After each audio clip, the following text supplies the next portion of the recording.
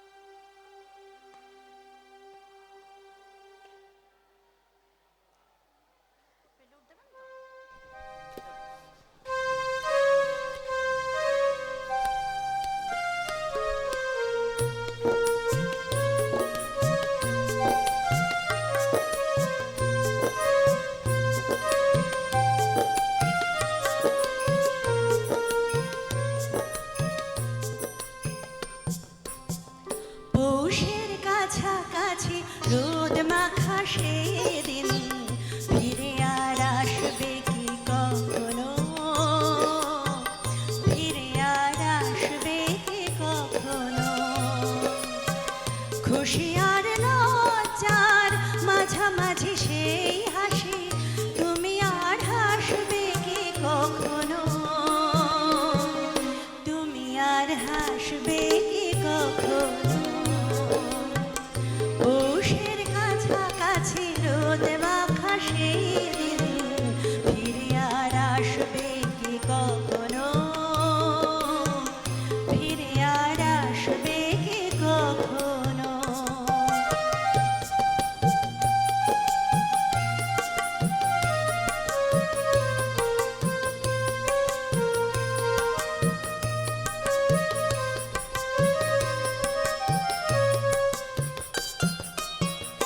অনুযোগ কার নাম না জেনে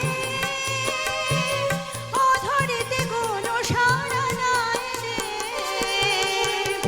অনুযোগ কার নাম না জেনে অধরিতে কোনো সাড়া নাই রে। দেখার না দেখার কাছাকাছি কোনো রং চোখে আর ভাসবে কি কখনো, চোখে আর ভাসবে কি কখনো। পৌষের কাছাকাছি রোদ মাখা সেই দিন ফিরে আর আসবে কি কখনো, ফিরে আর আসবে কি কখনো।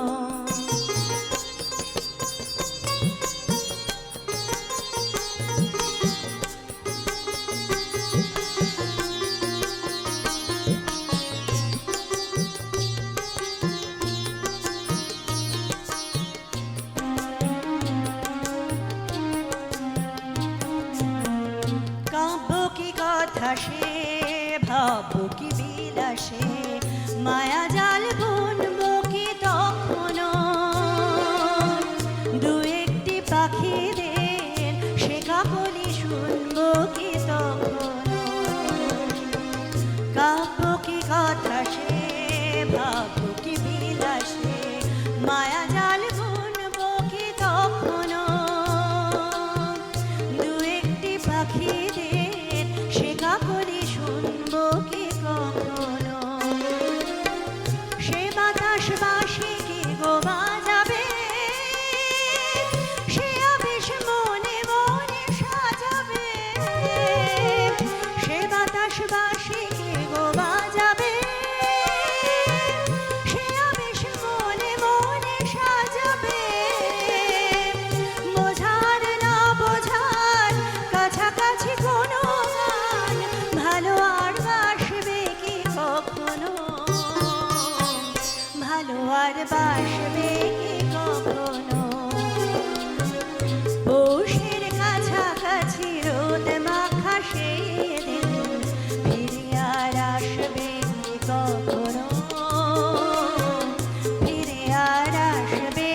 কখনো ফিরে আর আসবে কি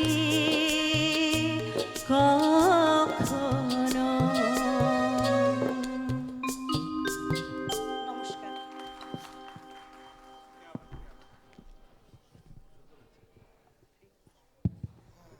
আমি এক্ষুনি বললাম যে এখন দেবযানী রায়চৌধুরী অ্যাঙ্কারিং করবেন, কিন্তু আরেকবার মঞ্চে উঠতে হলো, অনেকটা ওই পাগলা দাশুর মতো আর কি। আবার সে এসেছে ফিরিয়া। আমাদের বিদ্যালয়ের প্রধান শিক্ষক শ্রী সজলকান্তি মণ্ডলকে আমি মঞ্চে ডাকছি। এই প্রাক্তনদের একটা মঞ্চ তো পাওয়া গেছে, ওখানে উনি একটা অত্যন্ত জরুরি ঘোষণা করবেন বর্তমানে বিদ্যালয়ের পক্ষ থেকে। তো ওনাকে আমি একটু মঞ্চে ডাকছি একটা ব্যাপারে একটু ঘোষণা করার জন্য।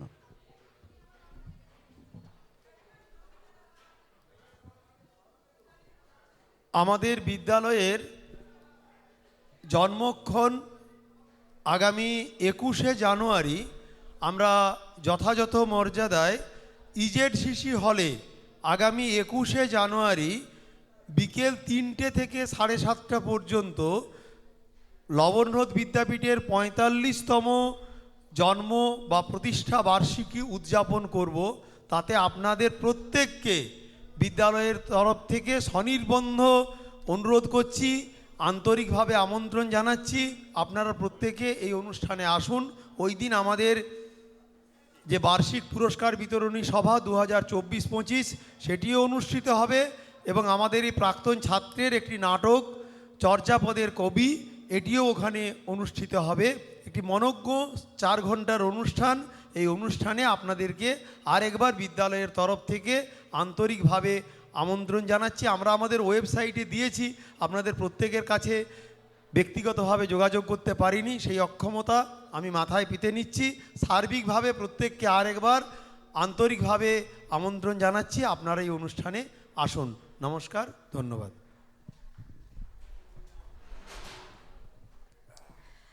অসংখ্য ধন্যবাদ আমাদের বর্তমান শিক্ষক অজয় চক্রবর্তী মহাশয়কে। তিনি এই দ্বিতীয় পর্যায়ের অনুষ্ঠানের প্রথম ভাগটা উনি পরিচালনা করে গেলেন এবং গুরু দায়িত্বটা সেই আমার ওপরই অর্পিত করলেন। যাই হোক, আমি জানি না কতটা করতে পারছি। আমরা এই পরবর্তী অংশে চলে যাব, আবার গান শুনবো। সেই সুপ্রিয় চক্রবর্তী আমাদের প্রাক্তন ছাত্র, কোথায় গেল সুপ্রিয়, আমাদের প্রাক্তন শিক্ষার্থী সুপ্রিয় চক্রবর্তী, শিল্পী সুপ্রিয় চক্রবর্তী গান শুনব। এরপরে সূর্য দত্ত, একটু প্রস্তুত হয়ে থাকতে হবে।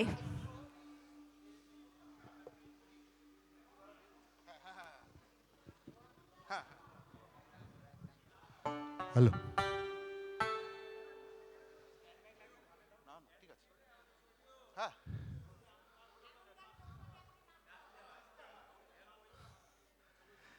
আচ্ছা ঠিক আছে, তাহলে নাচের গান করব না। না, আমার জীবনের আদর্শ, অনেকের জীবনের আদর্শ এখানে যারা বসে আছেন, আমার জীবনের আদর্শ শিক্ষক নলিনী স্যার আমাকে আজকে বলেছেন যে সবসময় হুড়ুম থুরুম গান করিস, একটা ভালো গান শোনাতে পারিস না।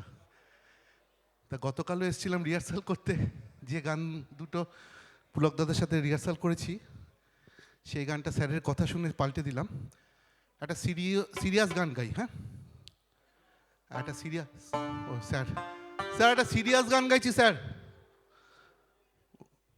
হ্যাঁ, একটা ভবা পাগলার গান গাইছি, ঠিক আছে তো?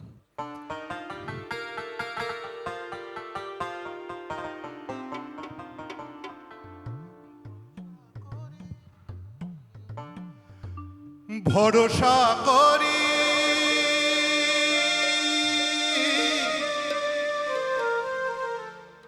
এ ভবকান্ডারী,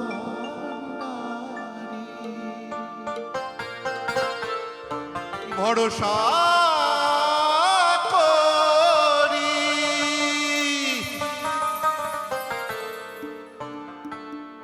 এ ভবকান্ডারী,